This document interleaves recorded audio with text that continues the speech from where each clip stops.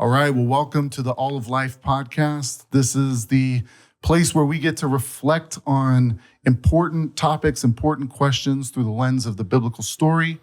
And today we're going to talk about artificial intelligence. So we're here with John and I. We're typically on the podcast. Warren is absent because, he's just got all the intelligence figured out already. So he's the pastor of robots.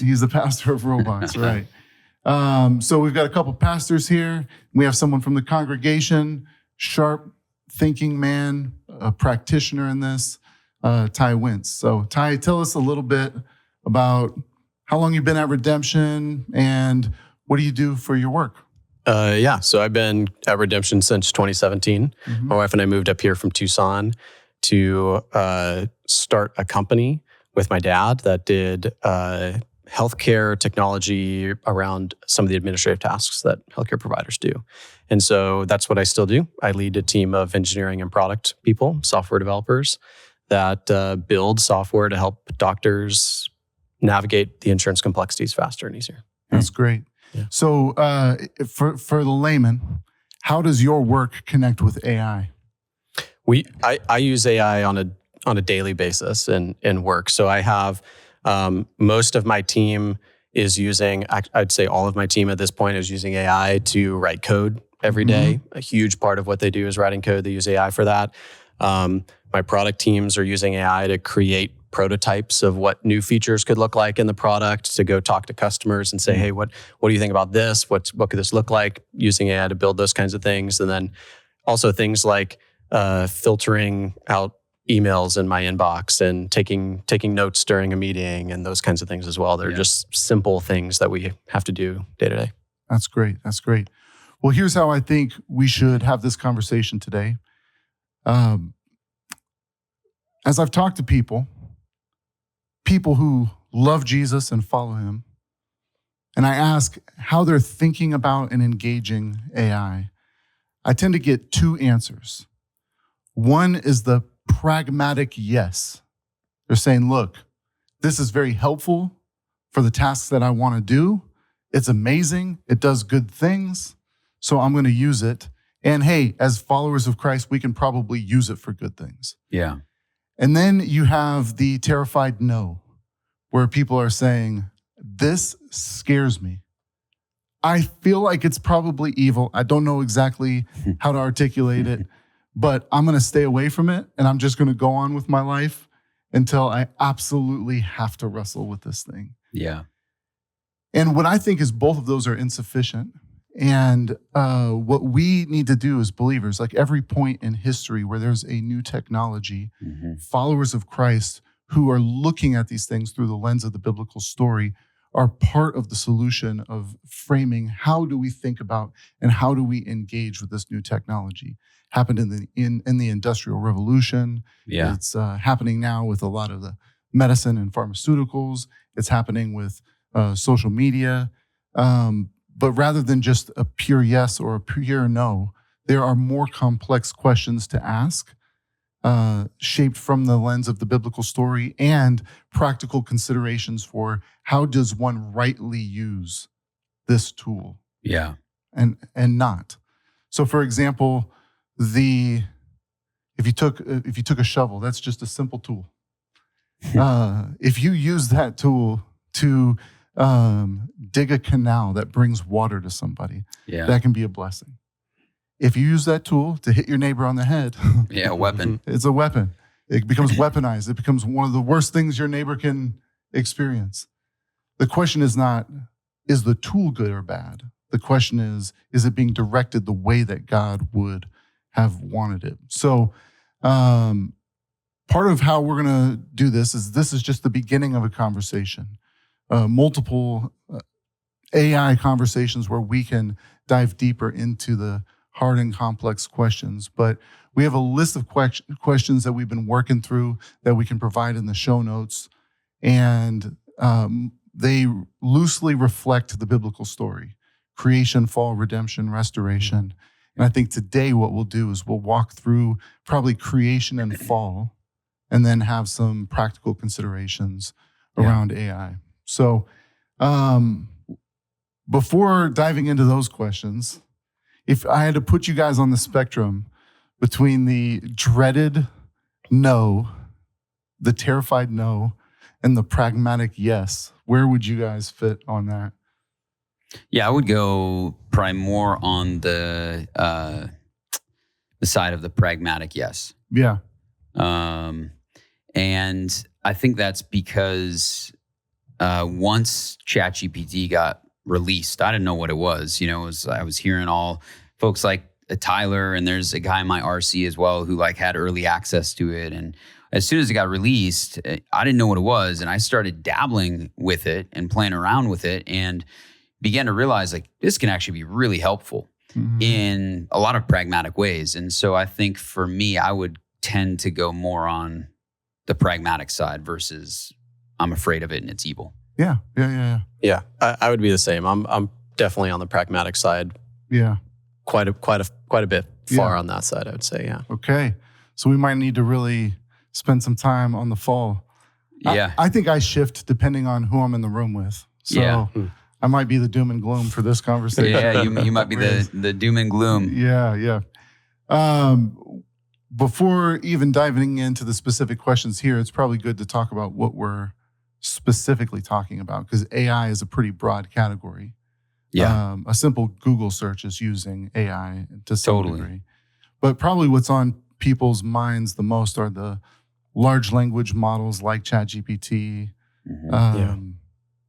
the AGI, the generalized intelligence, not things that are specific tasks, but that are intended to mimic human capacities and adapt and flex into multiple tasks. So with that said, let's dive in. Anything you want to say about helping people understand what AI is and isn't, Ty? No, I think we'll get into it as we go. I mean, generally, I agree with you. Everybody's been using AI, whether they have been realizing it or not, for many, many, many years. Right. Yeah. This new large language model paradigm is exciting. It's kind of we're in the accelerating part of an S curve of progress here that eventually will plateau out, but distills everything down into language. They're large language models, right? So it distills all of what text, images, video into some form of language that can be predictably spit out of a computer. Yeah, absolutely. And so the biblical view of things is that in the beginning, God creates. His creation is not neutral. It's not okay. It's good. He declares the goodness of it. And that never changes, even when the fall comes. It's still a good creation. So I think one place to start would be, what are the simple gifts of creation that AI uses? Maybe we can bring it down to its more elemental level. What comes to mind for that? The gifts that God gives when he says it is good. What are the simple things that are being cultivated here? I mean, you mentioned one of them, language. Can you say more about that? I mean, God spoke existence into creation, or creation into existence. And these models, this new AI that everybody is using, is also speaking things into existence out of all of the past information and data that have been fed into these models. And so it does parallel a lot of the way that we see God creating in Genesis. We see these models kind of creating things seemingly out of nothing. Just a little bit different, right? Like, these models aren't creating things like ex nihilo. They're not out of nothing. It's out of like a huge corpus of training information that people have, creation of people over dozens and dozens and dozens of years, on hundreds of years in many cases, but primarily on the internet.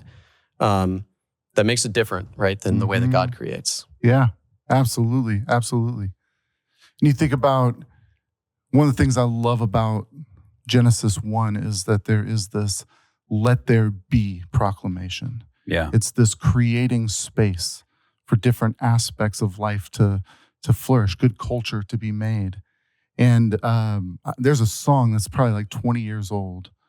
And it's just this guy going through the different aspects of his friend's gifts, like woodworking and playing a guitar and building fixing a car.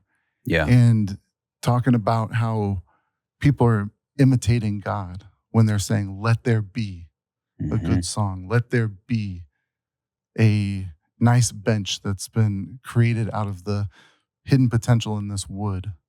Any other aspects of God's creation that should be noted? Yeah, good gift. One that I think, and that this can be, people can see it as a negative as well, but I think that when you look at creation, Genesis 1 and 2, God is the creator who makes us in his image. And because we are image bearers, we are inherently creative. Mm-hmm. And I think one of the things that AI can actually aid and enhance is human creativity. Yeah. So the negative is, for artists to look at it as like it's stealing away creativity. And there's a conversation to be had there as far as like, hey, this is not actual real photography. It's artificial intelligence or music and things like that. That's a separate conversation. But I think when I say creativity, one of the things that a lot of people have been using AI for is in creative brainstorming mode. Mm-hmm. And so when you're getting your creative juices going, or you have ideas and you're trying to flesh them out and work them out so that you can become more creative in this given thing, AI can actually enhance that. And so I think one of the things that where I would say it can reflect is the good gift of creativity and creation. Mm. So I'd be curious, are there ways that you guys have used it in a way that instead of diminishing your creativity, it's helped enhance it? Like specifically the ways that you've used it. Yeah, I think one of the things for me would be within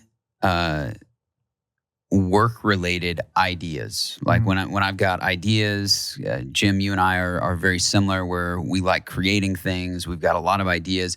Is sometimes before I ever even think about an idea for something, is I'm in kind of brainstorming mode. I go to my whiteboard, and before I get into a brainstorming session, maybe with you or some of the other folks on the team, is beginning to play around with this idea to say, does this thing have legs? Mm-hmm. Is this like in my head, or is this actually something that could work, right? Mm-hmm. And so something that's actually really helpful would be in,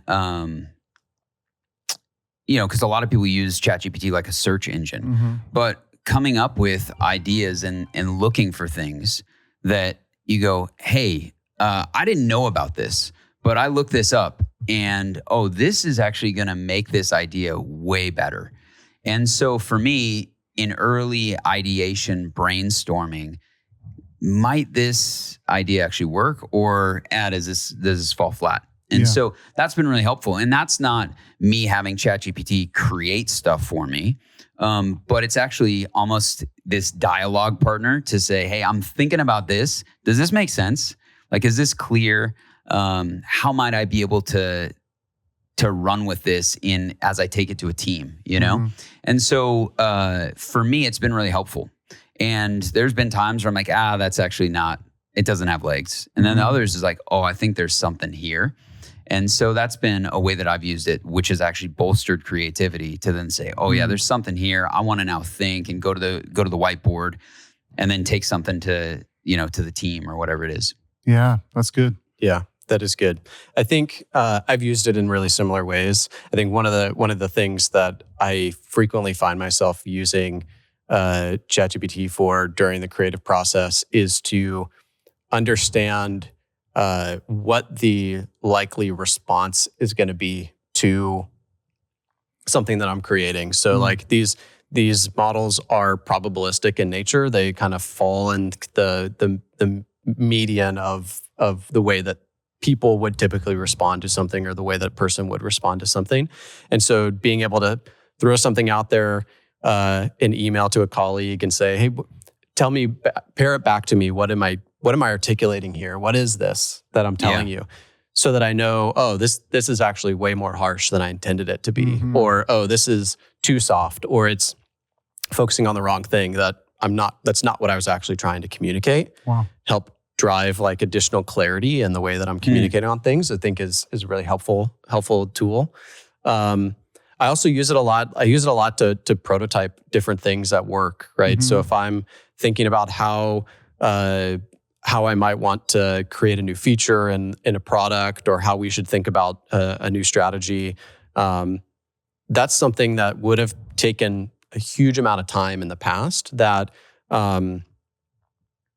is exciting to do with AI, because you eliminate kind of this like sunk cost fallacy in the ideas that you generate, where I have this idea, I can really quickly prototype it. I can see, does it work? Does it not work? Does it make sense or does it not? And I've sunk maybe an hour into an idea.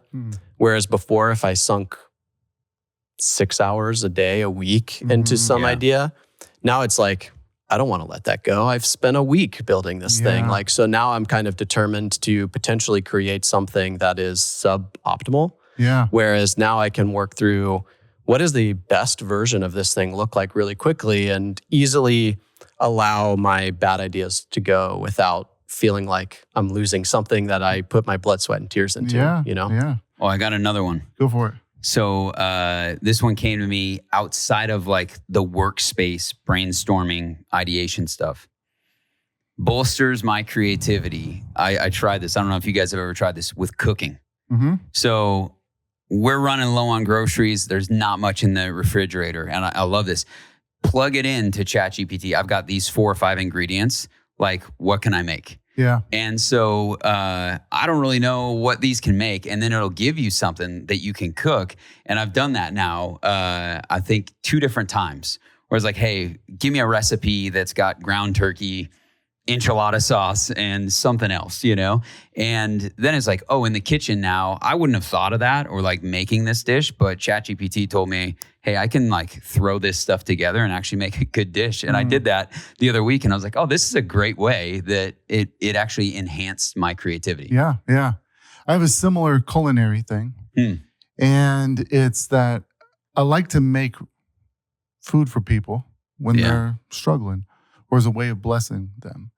But what I've been able to do is to start making recipes that are deeply symbolic, where the ingredients themselves represent really rich things that I want to affirm in them. Oh, yeah. Or the history of certain ingredients. Yeah, very cool. Yeah.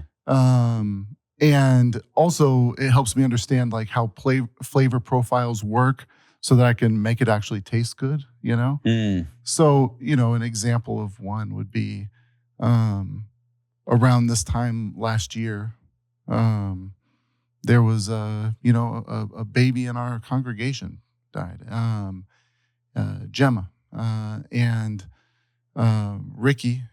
I asked him what he wanted me to bring over for them, and he said, what would it have been? What do you think Elijah would have eaten when he was just totally destroyed and devastated? And I was able to make this Elijah's cornbread, and looked up the history of what tribes are known for like long distance journeys and running. And there's the Tarahumara tribe in southern Arizona, and what ingredients do they use? And they had this blue cornbread. Yeah. And all these sorts of things, and what's the history of some of these ingredients, and how do they connect to biblical symbolism and everything? And made this cornbread that's made with this blue cornmeal that's connected to this tribe that goes like long distances of endurance through hard things. And I remember when you did that. Yeah. It's the research of like, hey, what tribes are known for traveling long distances, and it also tasted good. Like what flavors work well together. Yeah. That was an act of creativity that you couldn't offload to ChatGPT, but it could be it certainly helped. Yeah. That's awesome. And it would have, you could have searched that on the internet Yeah. and looked at 30 different websites to try to find that. But by plugging it in, it tells you, and so it saves you time and enhances your creativity. I think where the conversation is heading now is toward what are the positive, fruitful, good uses of these things. And Yeah. Genesis 1 and 2, we're told that humans are given stewardship over the earth. We are called to work and keep, in Genesis 2:15, work and keep the world that God has given as image bearers. And that working and keeping has both a protective element to it of what are the good things that need to be protected and preserved, and a creative element for the good and blessing of the world. Yeah. So let's start with since we're kind of already on that conversation, the good blessing of the world. How can this thing be used for good in the hands of believers to draw out the hidden potential for the sake of other people's flourishing? Yeah. I think that's a really important question. And I would love, Ty, if you have anything. I was going to share an example that Andy Crouch shared in his podcast this week that I thought was really good. One of the things that he was talking about was that there's this danger in using AI as a like being in a relationship with AI. Right. Yeah. But one of the ways that we can leverage it to actually help us develop deeper relationships with other people, connection with other people, is as a way to learn better tools to communicate more effectively, to love people more effectively. Yeah. And so I thought that was really insightful that, being in a relationship with AI is not a good thing, not something that something that goes against the natural order, but using it to understand how to argue well. Like, what are some techniques to have an effective argument? What are some ways to approach somebody in a way that they've hurt you, that without it making it feel like a personal attack against them? These are tools that AI is really good at helping summarize some of the best insights and knowledge from psychologists that we have, that helps us build better relationships with other people and other human beings in the real world. Yeah. That would be really challenging potentially to get otherwise, or is completely inaccessible to some people, either financially or otherwise. They don't have somebody in their life that can help them learn these things that they can really quickly learn from an AI.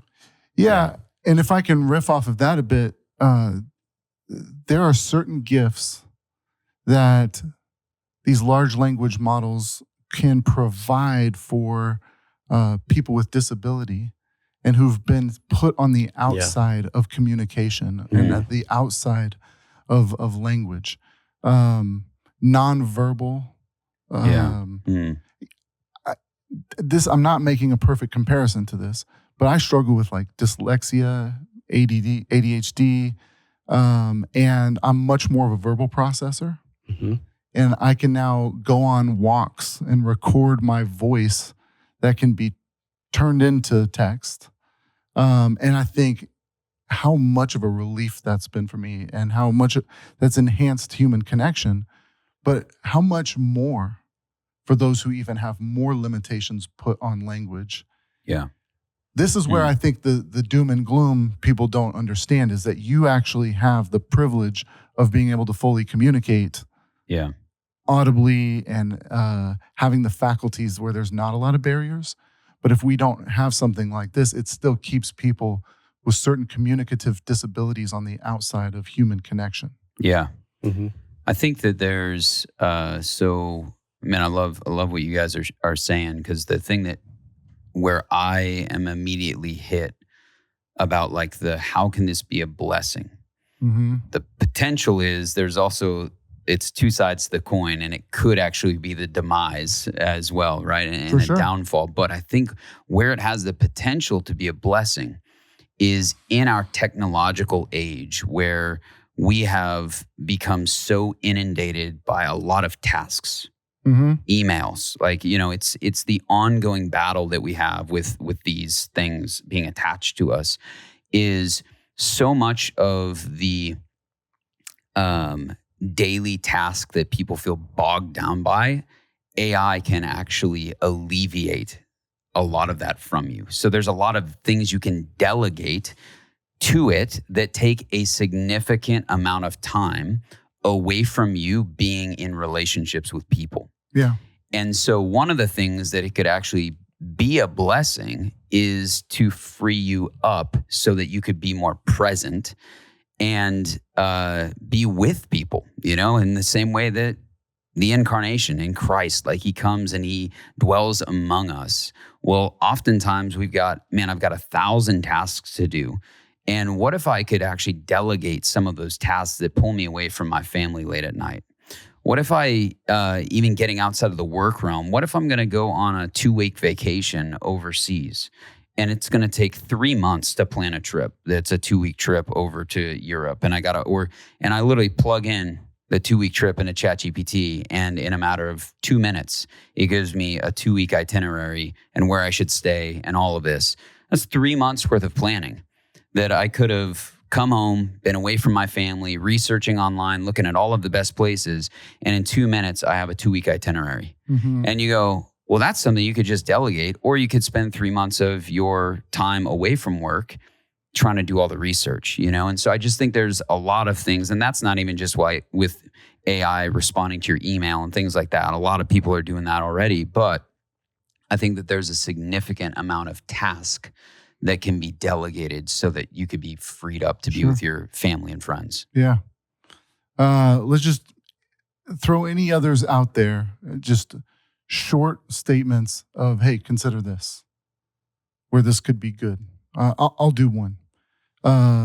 Fruitful work to people who don't have access to a lot of resources. Yeah.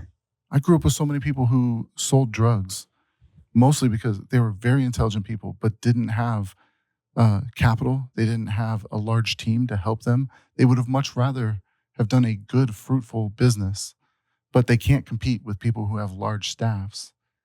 Now maybe they could. Yeah. What else? One that I think about a lot, especially because I've got 2 young kids, is research shows that kids that have one-on-one tutors, and this is also true of attentive parents in the home who are spending time with their kids, but one-on-one tutors perform significantly better at school. That's like a big indicator of success, is if you have somebody in your life, a parent, a hired tutor, who can spend time with you, learning the things that you're working on, the things you're learning at school. AI is great at this, right? Helping you walk through. You can flip on the voice mode and converse back and forth or take pictures of your homework. And now you've got this kind of in your pocket one-on-one tutor that you can leverage to kind of democratize the benefits that you see other students that are well-to-do can take advantage of. That's really good. Yeah. I mean, while we're riffing on learning, I have found that it has the potential to diminish critical thinking. But it also has a great potential to enhance critical thinking. Yeah. The way I read books now is that I put my notes into a project and I have it create tests for me. I have it argue with me and have a much more dynamic, critical engagement with what I'm learning than just I read the book, hope I remember, put it down, Yeah. Yeah. Yeah, I think it has the ability to be a blessing by helping people learn in a way that is accessible. And what you're saying on the critical thinking is really good. But I also think in the learning and accessible nature of things, even like I think about Logos Bible software, and it's software that pretty much theologians and pastors use, and they have now created in their new model, there's AI. And you can go and ask the AI in Logos any question about the Bible. And maybe for someone who really has genuine questions about God and Christianity, they wouldn't know really where to begin, and maybe not read 17 books, but hey, I'm really wondering about this. And so I think it can be a blessing, but because it can actually enable learning to happen in a more accessible way for people. Yeah. I mean, at a big picture, God is a God of order, and this can be a tool of helping to bring order to the world. Yeah. God's a God of healing. And, you think about the possibilities of what this could do medically, to analyze large data sets, to understand how diseases work and how to address them.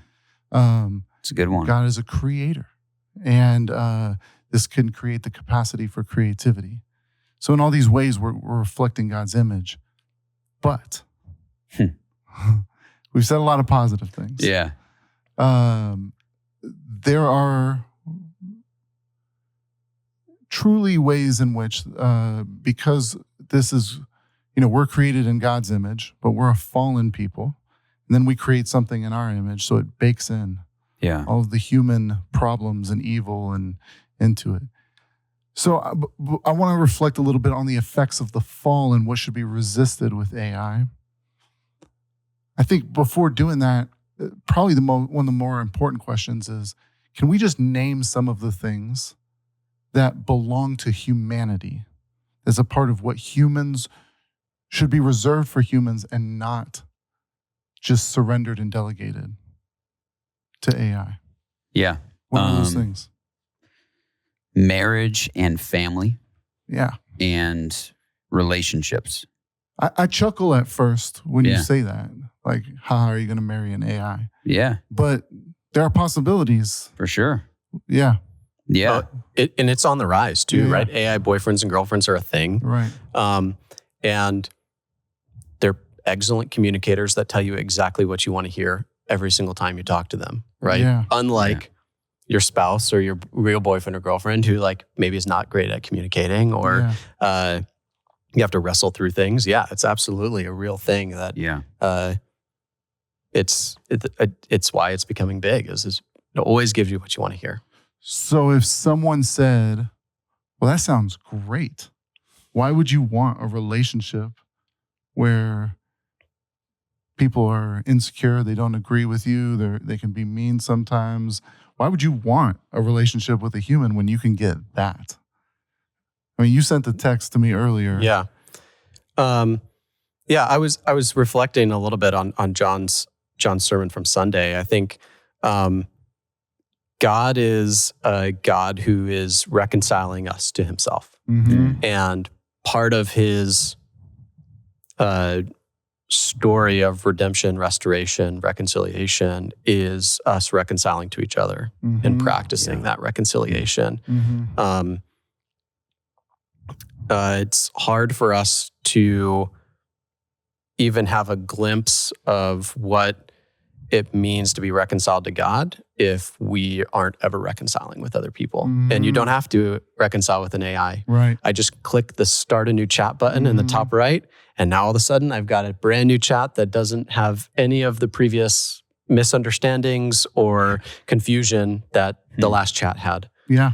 And so it's easy. Yeah. It's super easy, super safe. Yeah. You don't have to ever be really vulnerable with an AI. Yeah. You can share a lot of stuff. The same stuff that if I shared with you would probably be vulnerable, you can share with an AI and it not be vulnerable because it's safe. It's not going to judge you. It's going to be a mirror of exactly what you want to hear as a response back and affirm all of the good and okay things about what you share with it. Yeah. Dude, that is so fascinating. One, because you take marriage, family, but then you take just relationship. Like it's a design, it's a human thing, right? Like God is a relational God, Trinitarian, humanity is made to be in relationship. And then even what you're saying, Ty, is then when it comes to reconciliation and like the ministry of reconciliation, not only is it a human thing, but then it's a Christian thing for us, to where the danger is that this could actually hinder our faithfulness and lead to us not reconciling. Yeah, absolutely. Which is that's deep. That's really, not reconciling. And then there's the formative nature of being in a relationship. Totally. That you are sanctified by having to be in the presence of a real person, attempting to love them. Yeah. This could have huge impact on the formation of character without the resistance of real human beings. And the interesting thing that's hit me just listening to you guys is, because we just talked about creation, but Michael Reeves in his book, Delighting in the Trinity, he talks about God, what was God doing before he created, before he was creator? And he was love. He was loving because of the Trinity. And so the fascinating thing is the most human thing for us to do as image bearers is be in relationship with each other. Yeah. And so there is a real danger of AI hindering, diminishing, and even hijacking that. And I think from the relationships with bots to even if you don't have an AI boyfriend, girlfriend, or get married to a robot down the road, right? Because then you have all the sex bots and all of that stuff too that is going to be more and more common. What is happening though already, even if you're not officially in a relationship, is people are isolating because you end up like being on ChatGPT all the time and finding out things and asking it things. And at the end of the day, it is far easier to isolate than to invest in someone's life, because relationships are messy and they take effort and they take energy, and you got to get off the sofa to do it. But at the end of the day, I can just like plop down, isolate, not be with people. Yeah. I think that there's a real danger there. Yeah. I think when you look through Genesis and you see the creational order and the things that we're given stewardship of that are truly humans to steward, care for, one is that you see relationship at the core of it. It's not good that man would be alone, that relationship is at its core. The stewardship of the earth, of the actual physical creation. I know there are big implications on environmental issues that are connected with AI and its energy use. Work. Yeah, the garden. Yeah, that we are given good work. And so I think any attempt to remove work from humans is a inherently dehumanizing thing. Yeah. And takes us away from the vocation that God has given to us. Yeah, and that's like the movie WALL-E that came out all those years ago. You know, it's like, oh, you just sit around and you don't work. Right. You know, you go, well, that's actually a dehumanizing thing. Yep. You know? Yeah. And as I was like thinking through this earlier, I think one of the things that really stood out to me is if we can use this, the word responsibility, that these still need to stay in the hands of humans for whom God has given the responsibility to, and is not to be delegated. It can be treated as a tool, but a human needs to be responsible at the end of it. And what I mean by that is like the usage of AI in deciding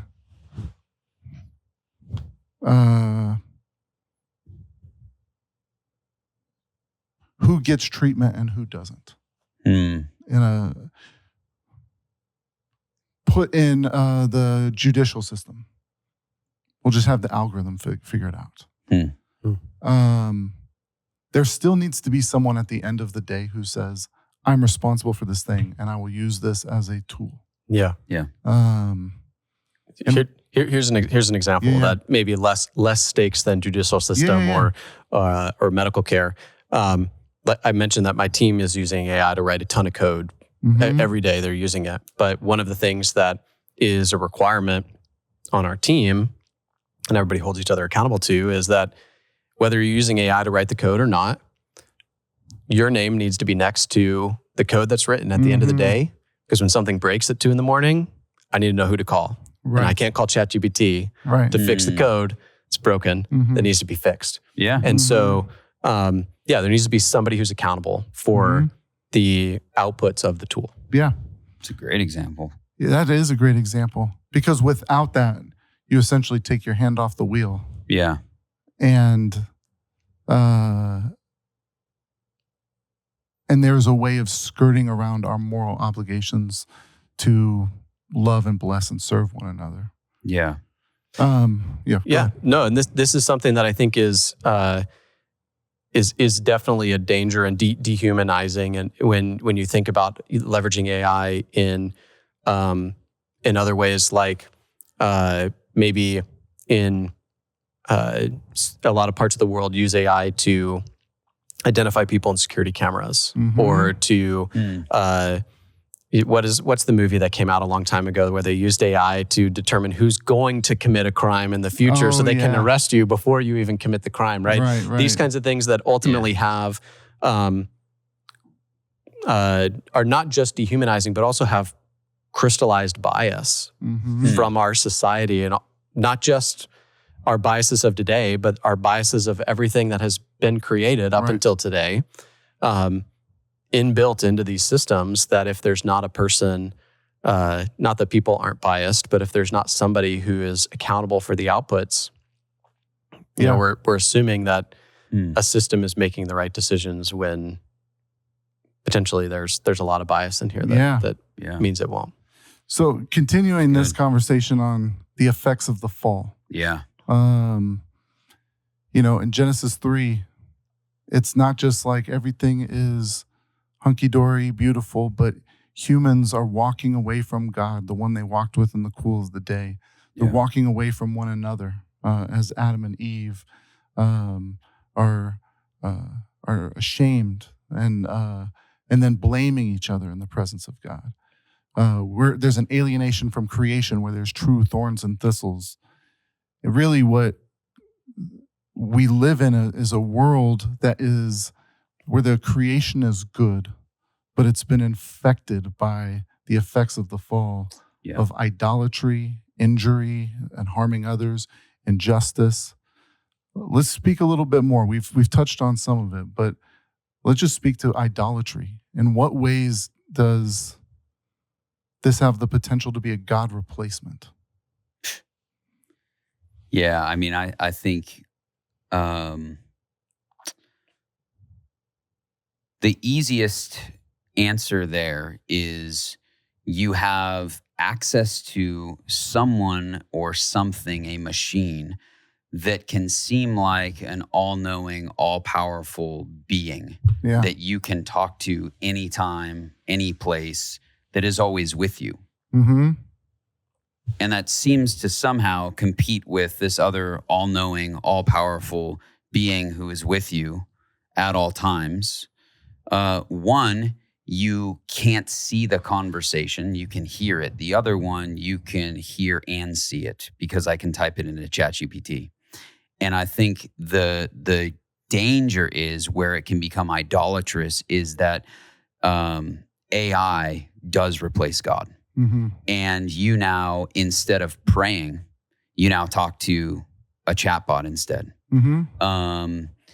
And it now becomes the thing in which dethrones God, in which you go to everything for when it comes to information. Mm-hmm. And I think that the real danger, not only with replacing God, is that we can idolize information over formation. Mm-hmm. And so what God is out to do is to form us. Yeah. And what we so want is just the information, but not the formation. And And that's where I think there is going to be the idolatrous like competition and even dethroning of God. Yeah. It really does mirror what we believe about God in ways that are idolatrous. But then I do think like we live in that it's being called the age of free information, right? Is that what it's? I've heard that, or free intelligence, the age of free intelligence. And so I think that's where we're gonna run after that, and we are not gonna really care as much about formation. And yet that's what God is out to do, is form us. Well, and it assumes that language is the only substrate of intelligence or things that we can learn or get from God, right? Is like kind of the assumption there. And I'm sure this is the same for both of you, but I've been formed a lot more in times when God is silent than in times when I feel like I'm hearing really specifically exactly what God's telling me to do. Dude. And so if language and having a back and forth is the primary substrate of not just intelligence and knowledge, but all of kind of this omniscient being, then we're missing out on a huge part of how God forms us. Yeah. Yeah. Yeah, absolutely. The immediate response. Yep. The thorough response is not always the best thing for us. And that part of the way that we are formed is the struggle. Yeah. The waiting. The long suffering. The long suffering. Yeah. And I think this connects to some of the injury, the way that humans can be harmed from AI and large language models in particular. I mean, we named a number of ways that it makes us more efficient. Yeah. And takes away some of the difficulty of work. But what does that do to us when that... Totally. How does that form us when the difficulty of something is removed? I'd love to hear you guys' thoughts on that. Like, what is potentially lost with the abundance of ease? I think of I'm gonna forget the name of this book, and so that's I feel bad about this. I think the author is Bill Thrall, might be the author of this book, but he the premise here is that we not just in our spiritual life, but in all things we do, we kind of are climbing two ladders at the same time. We climb a ladder of character and a ladder of competency.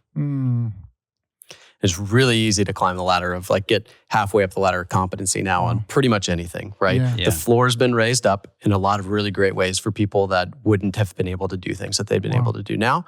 But we're climbing the ladder of competency way faster than we're climbing the ladder of character. Because what you're talking about when you struggle to learn something, a doctor, AI can probably respond 80, 90%, maybe more, as accurately as a doctor would to some imaging or some listed diagnosis. But doctors have hard fought and won knowledge that climbs them on the character ladder that helps them make good care decisions for patients. Right. That, if I sat down and put on a white jacket and pretended to be a doctor and put everything into ChatGPT, I don't have that same level of climbing up the character ladder that I have up the competency ladder now. And I think that's a big component of not just our spiritual walks, but just everything that we do is we need to be thinking about winning that, being people of character and conviction in the same way that we're people of competency in the things that we do. Yeah. That's great, dude. That's a terrible match when you have high competency, low character. Yeah. Most evil in the world is that comes from that. Yeah. I think there's several things that come to mind when we talk about this. One is the immediacy of it. It will erode our patience. And yet, even as you look through Scripture, God's people are called to wait on the Lord. Yeah. And how we do that is in prayer. But a lot of the Christian life is in the fire, right? Like you are being refined. And one of the dangers is that we can lose patience and we want everything quick and we want everything fast, but that's not the way that God works. He's not in a hurry, and he is out to form us into people of character. And so I think the other thing that it does is it will erode wisdom, because the way in which you learn wisdom is by struggling. It is by going through really hard things, seasons where you don't have a quick answer, seasons where you don't get things immediately, seasons where things aren't resolved. And yet you grow in wisdom through those seasons. And this is one of the gifts of how God grows us, is we grow in wisdom, we grow in character. Patience is often the way that God will do that in us. And I think that the danger can be when we get conditioned to always know the answer and get everything at the click of a button. That will do something that will erode, I think, the fruit of the Spirit in us. Yeah. And you even think about something as simple as writing. Like, we're like, great, we don't have to write anymore because but the slow discipline of giving thought to your words is in itself formative, reflective, is creating time to think about how do I care for that person there. Let's just pivot to the injustice, like the evil potential here to harm others at scale, that we should be aware of and that we should resist to some degree. We've named some of them. You named the surveillance and control. One that comes to mind for me is disinformation and manipulation. The ability now for large-scale deception and lies that would harm others, with the deepfakes and these sorts it's Orwellian in some ways, right? The final commandment was to not believe the things that you see, right? Or the things that you hear. And we're kind of in an era where there's a potential that the things you see and hear are not actually real. Right. Yeah.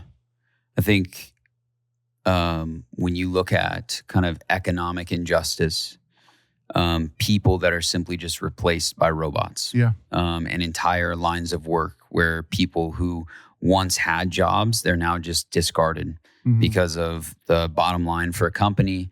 And their skill set is no longer valued in our society. And so what it could have the potential to do is, with certain industries, it can create a sort of caste system in our world where, like, you're no longer needed, you're kind of discarded, and we're moving on without you. And I think that that's a real danger. Yeah. It is. I think there's also just as this can be used for medicine and things that heal, something like this could be used for the things that harm. Weapons, different materials that can be very harmful to people. I think the other one too is the whole exploitation and kind of the sexual industry. And the way in which that is just gonna run rampant. And there's all kinds of even things and like evil injustice that we can't even fathom that will come out of this. That I think you're gonna have families destroyed, relationships destroyed. And even just when you are now in control and you can have robots do whatever you want sexually, it gets dark really quick. Let's close with this. Let's give some thought on how do we, therefore, in light of what we've said, begin to think about how do we engage this well? What do you push against? What do you embrace? Like, specifically, the ways that we can actually engage this. Because I think the person who says the the pragmatic yes. They're not really wrestling with what this can do in malformation. But also the person that says the terrified no is not actually going to be very helpful or redemptively present in a world where it needs voices who are thinking about how do we engage these things. So we're not going to have the ultimate answers now, but what are some tangible ways that you or you've seen others use AI? Where do you put limits on it? Where do you use it for that can be used as a blessing rather than a curse? What comes to mind? Yeah, I think kind of I was pulling up a note here because I had some reflections on this. While you're pulling that up, I think you and I had coffee, and you said this is one of the things that you do to determine if you're using AI in an appropriate way or not. And it stuck with me. I think it's really good. Is would the recipient of whatever it is that I'm creating, an email, a letter, an application, whatever it might be, a video, a picture, would they be hurt or feel like they were lesser than if they knew that I used AI to generate it? So if I'm writing a love letter to Sam, she's probably going to be hurt if I used AI to write most of the letter, versus if I'm writing an email to a colleague about a new industry regulation that came out. Probably not as big of a deal to summarize that with AI and have that get sent out to the team. So I think that's a great lens, and something I think about a lot is, would the recipient of this creation feel slighted that I used AI for it? Absolutely. So that's credit to you. I like that one a lot. Yeah. I think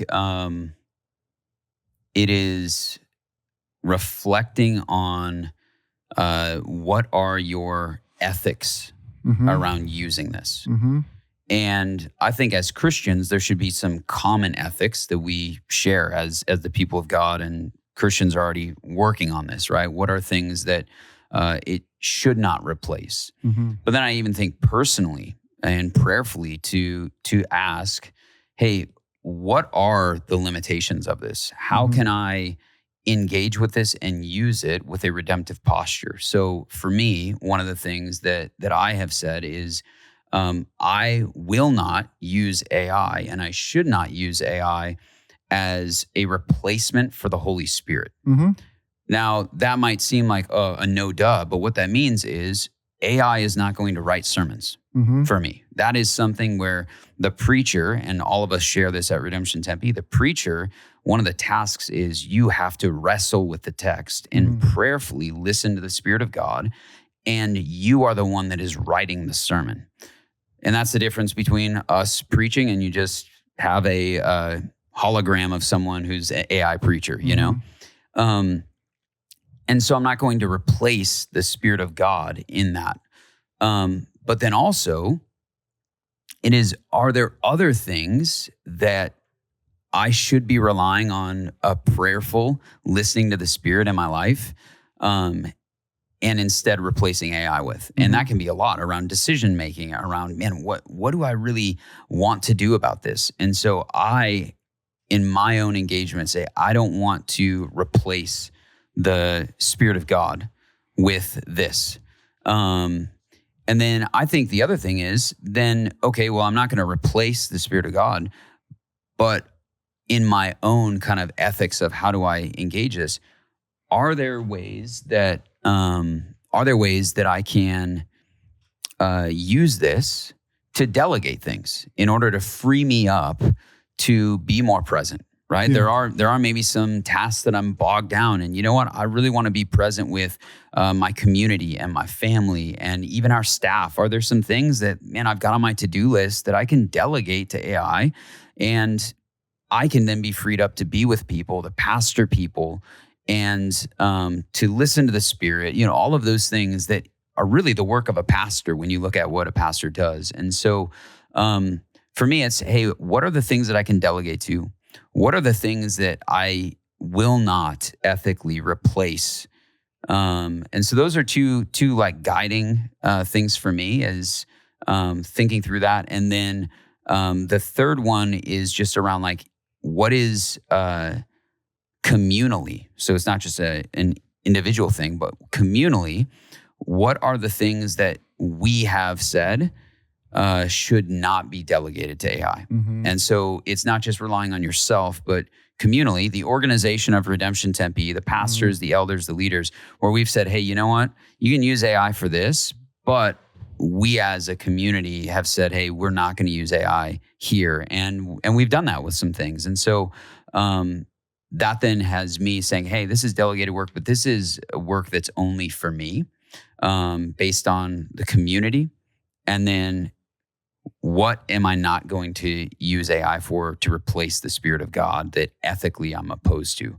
So that's just kind of in my framework, some helpful ways of engaging it. Yeah. Rather than just going the way of pragmatically, I'm just going to use it for everything. Yeah.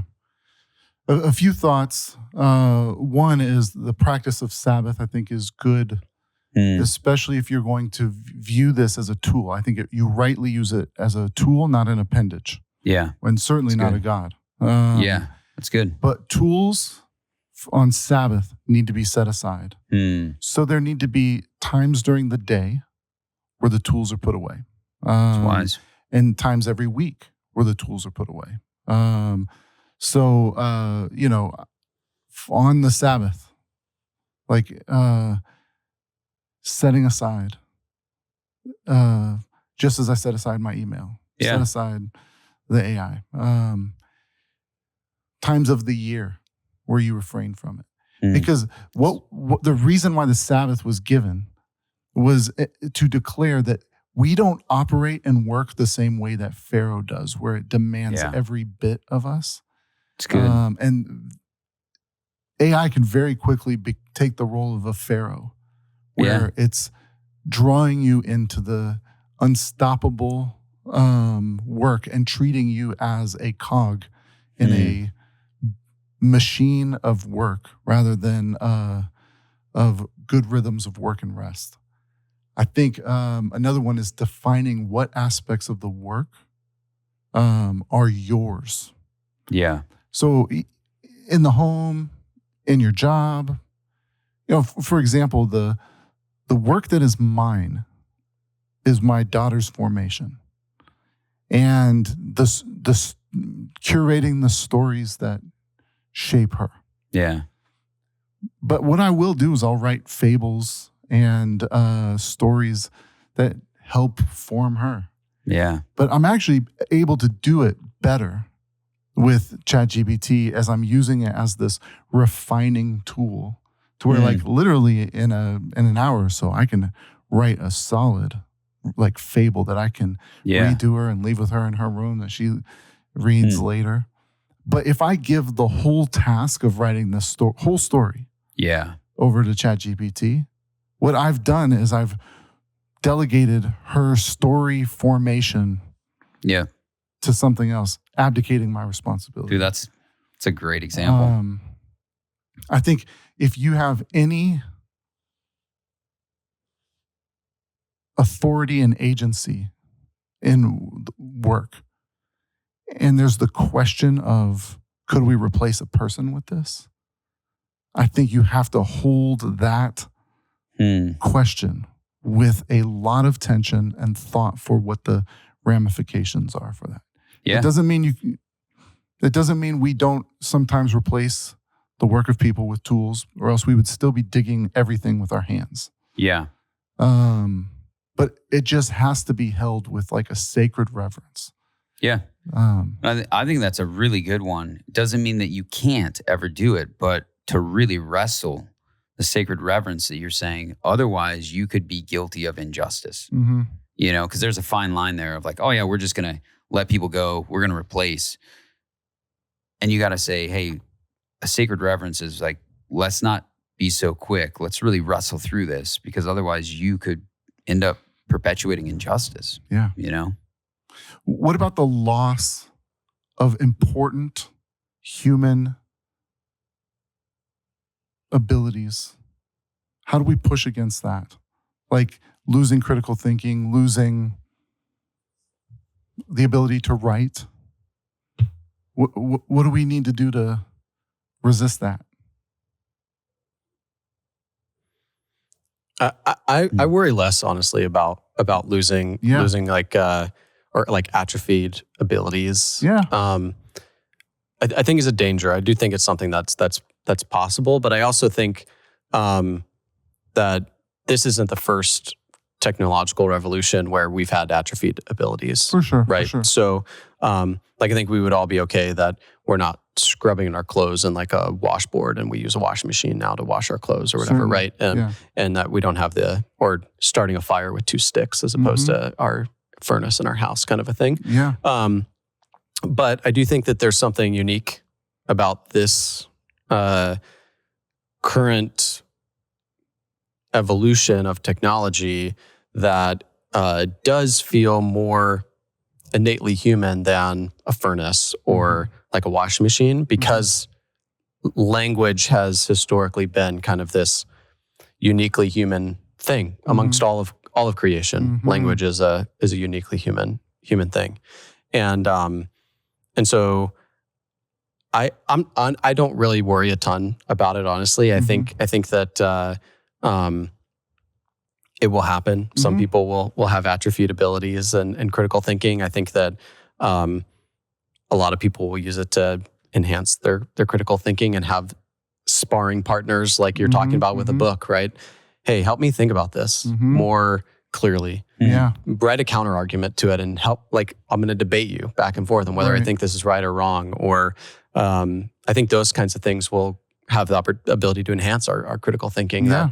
That you're not going to call up somebody every single time you read a book and say, "Hey, all right, John, I need you to be the antagonist here and tell me that this book is wrong, and I'm going to debate you for a couple hours about it." Right? You can't do that, but if you can, then it does help enhance some of your capabilities. So, I think it just comes down to whether we're using it in a way that is wise or not wise. Right? At the end of the day. Yeah. Yeah. Is there a person behind it? I think this goes back to what we were talking about before, is like, who's accountable for the output and stuff. If we're just delegating all of the thinking to the AI, then it is a danger. Yeah. I think what's unique about this technology is that this feels to me like the first big one in my life where people are starting with some hesitant thought rather than wholesale embrace of it. Like when the iPhone came out, it was like, this is the greatest thing ever. When social media came out, it was like, this is going to overthrow all evil governments. Arab Spring. Going to connect with everybody. Yeah, we're all going to be connected. The closest one I can think of in my lifetime was when the internet came out. And there were some people, but internet's very different than what we're talking about. But there were people that were like, I don't know, like, is this the end of the world? We shouldn't engage in it, That's the only one that I can think of, but it wasn't to the degree that this is. Yeah. Yeah. There are so many angles that we can take, and I think we should spend some more time on this. The only other one that I was going to say, Jim, to your question is, at least right now, you should still be wrestling with ChatGPT if you're using it, because it's biased. It can lie. It may not be giving you the actual information. So if it figures out what you want to hear and tells you. Yeah. So you may want to still wrestle with it, which is not just taking it wholesale, but critical thinking. And I'm actually going to research a little bit here rather than just, this is what it told me, because it might actually not be right. Well, yeah, because there's all these YouTube videos and stuff now where it's like, ChatGPT proves that God is real. And then, they'll say, we put it into ChatGPT and then it concluded that God was real. Or ChatGPT proves that, whatever your opinion is on something. And it's like, dude, it knew you wanted that answer and it found the support for that. I think we should probably land the plane now. Although I would love to talk all day about this with you. But I think maybe the main conviction that I have here is that the exact answers that we're bringing up and that we're wrestling with, I think they're a start. The most important thing is to not engage this with an uncritical mind, to engage it with in a thoughtful, reflective, prayerful way, like we wish we would have done with the internet, with social media, with iPhones. Yeah. And if we do that, then we could be a redemptive presence in the world. So, Yeah. Yep. John, thank you. Ty, thanks for the Thanks for having me. conversation. And we look forward to more wrestling with questions around AI and future podcasts. So, see you, everyone. That was fun. Thanks for having me, guys. That was a lot of fun. Oh, yeah, That was a dude. ton of fun. That was a fun Great. conversation.